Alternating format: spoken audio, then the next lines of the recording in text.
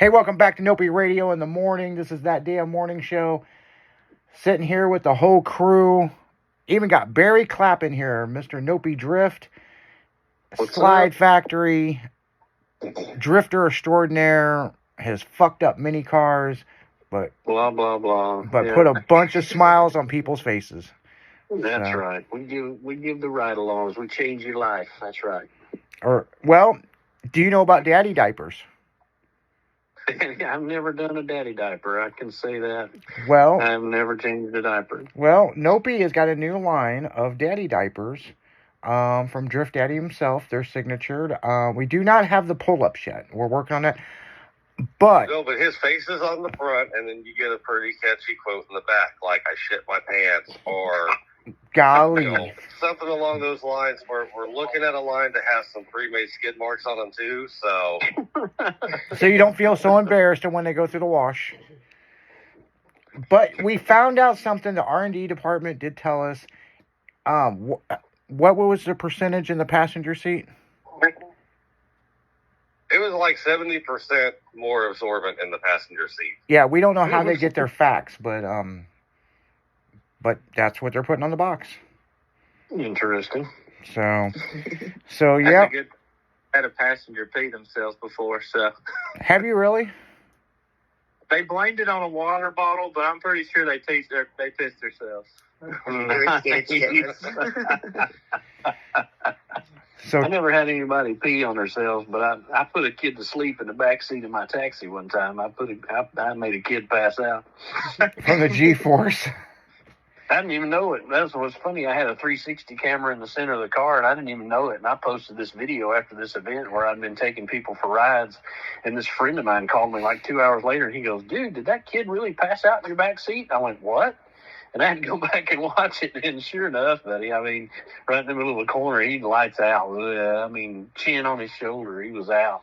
Hey. But he came back too by the time we got back to the pit. So I never even knew it. It was so funny.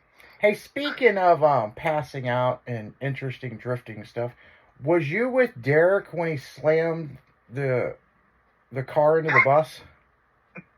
No, I didn't get to go on that one. He did that all by himself. I'll give him full credit for that one. I heard about it. I didn't get to see it. Barry was one of the first people I called about it. Yeah, well, you got to call your sensei. Yeah. Hey, sensei, I hit a bus, and it was the hardest impact part of the bus. That's when he earned his brown belt. That's part of the graduation process. Yeah, and you know, Barry, you've sent me pictures. You've messed up, wadded up a few cars. I left 2 cars at Beach Bend Speedway. I mean, might as well have. I took them home in a bucket. Yeah.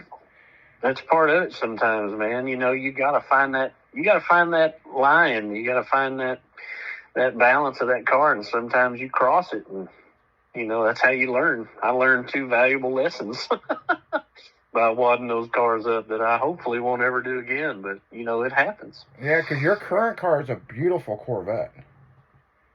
Yeah, I don't need to be doing anything stupid in that thing for sure. It's a nice car. I got some good damage from a fellow driver at the last event we were at. We were running a 4-car train, and I was the 3rd car, and we come around the last little button hook, and everybody started to check up, and they did it right. They gave us room to slow down, but the guy in the back of the line wasn't watching, and he run all over me. The pictures, they said he was left rear tire up on top of my trunk lid. I mean, all up over me, and busted my quarter panel and messed up everything. So I got some work to do to put her back together for this year, but it'll be all right. We'll get her fixed. There was a funny post I saw on Instagram, 2 drift cars, and I had to watch the video again, but there was a sticker where trim would go on the car, and it says, stop touching me, over repeatedly. Nice. And the guy's tire, the right tire, was damn near touching that sticker. Nice. And I was like, Nice. I get it. That is super cool. Stop touching me. So, but yeah, DJ Kaizen got a ride in the Nopi drift car. Did you have pocket chicken with you? I mean, I brought pocket chicken to the club, so it was already in my pocket. Yeah. You would think Nopi would have fed them, but we were running behind. But the club had really good food, so you know. Thank God That's for how that. you get a ride in my car. Bring me a piece of pocket chicken. I'll take you for a ride. Yeah, we know. I will have a bucket for you, brother. I have a big bucket for you. I'll have you 2 buckets. Yeah. We'll Oh, have to get the man. 4-door back out.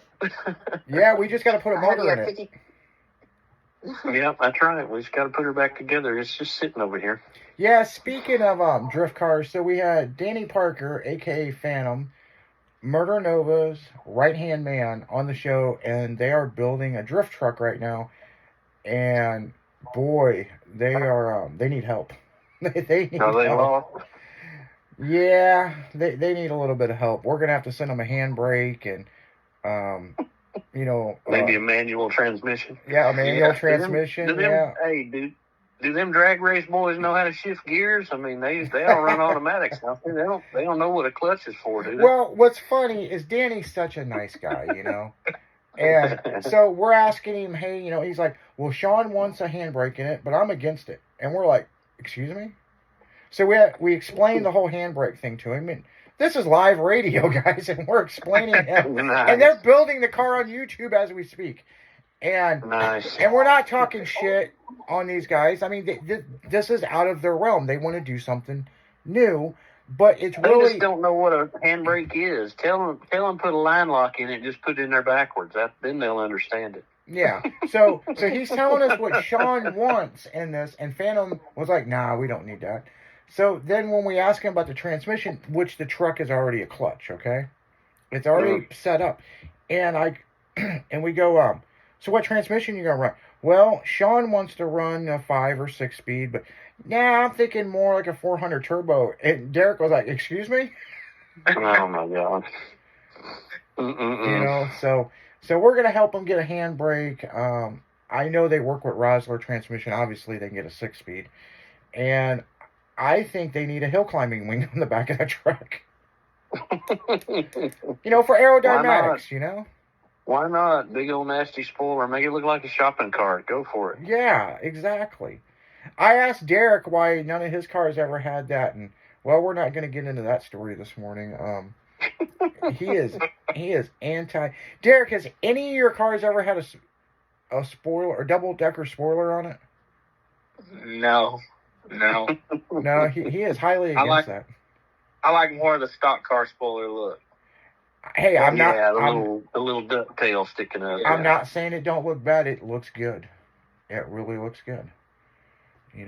I had to have the big wings. I had them big old wings on mine. WANG. I had big old wings on my car. When you were younger. I try to get them up over the roof.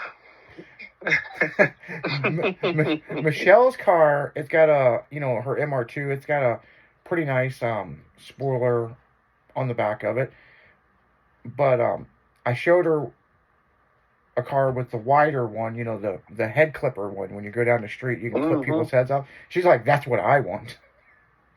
So, yeah, we're going to have to put that on there. But, yeah, Michelle's been working on her car lately. I mean, how's it going? Well, it's a little tough right now. Yep. And it's a very long process. Yeah, her wide body kit from Japan doesn't fit so well when it sits in a container for 6 months. Mm-hmm.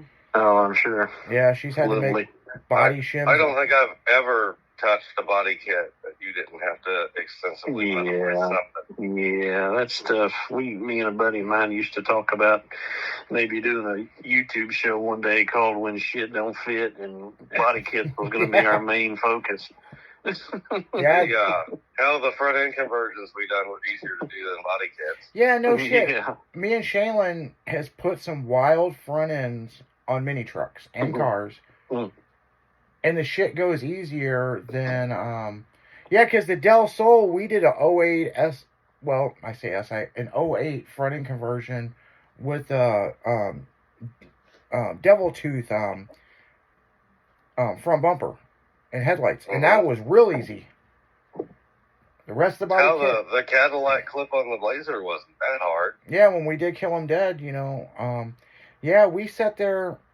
Well, we cut it all up the first night, and then I stared at it for one day, and then Shaylin come back, and he's like, well, it looks good while you're messing with it. Well, after about an hour, he was like, oh, it looked like a 2-door Escalade when we got done. It was cool. So, but yeah, I mean, so yeah. There was a boy around here in Nashville several years ago that built a little S10, a little round body S10, like a 95, you know. Mm-hmm. And he did he chopped down a F-250 grill and headlights and front bumper. And I know who that is. And kept the S10 hood on the thing. And a guy named Shannon I used to work with at Cole Brothers Auto Trim, Shannon Taylor. And had it airbrushed an S250 logo on the fender. It's cool. Yeah, that truck is really cool. Yeah, some of the front end conversions come out good. Some of them, like there's one floating around in California with I don't know what they were thinking. The Mustang one? No, it's the BMW one that like dips down and goes real far out. Oh yeah. Like, I don't know. But the BMW one that we seen on the Odyssey van wasn't that bad. No, that wasn't. That was nice. I'd rock that. So yep. So, what do we got in the news, Shaylin? Well, I ran across a bunch of dumb laws in the U.S. that are still in effect. Ah, shit. What do we got? It will cost you up to $100,000 and 2 years in jail if you harass Bigfoot in Washington. A Sasquatch? Yep. Law was passed 6/9 of 91. No kidding. Well, so what about so how do they get away with the Jack Links commercials? Yeah, no shit. That's a good question. Yeah, I mean, my whole question is Bigfoot real or not? Well, I think their TV show's full of shit, which we've covered that, I think, on the very first morning show that we did. Right, Michelle? No, you weren't on the first morning show. So Finding Bigfoot come to St. Louis, right? Right by Worldwide Technology Raceway. Across the street's a trash dump, and they were like, and this Bigfoot was walking from the trash dump. No, that was the Point radio station. If you found the Yeti or the Bigfoot, he gave you free Point Fest tickets. Like, seriously, guys, come on. But my thing is, there could be a Bigfoot out there. There really could be, guys. But on mail route, because there was I believe stickers on mailboxes and everything else. Statues. Yeah, statues. So over there in Woodbury, Tennessee, there's some people that believe it's real. Is that a dry county? No. Okay. Well, if you guys ever been to a dry county down south, you understand why it's dry. But my thing is with the Bigfoot is, yeah, it could be real. It really could be. But my biggest problem is, as an avid gun owner, how come nobody ever shot one of these fucking things? I think it's because if it is real, then if you shoot it and you don't kill it, you're really going to piss him off. Yeah, you could piss him off, man. And then he could probably outrun you or something.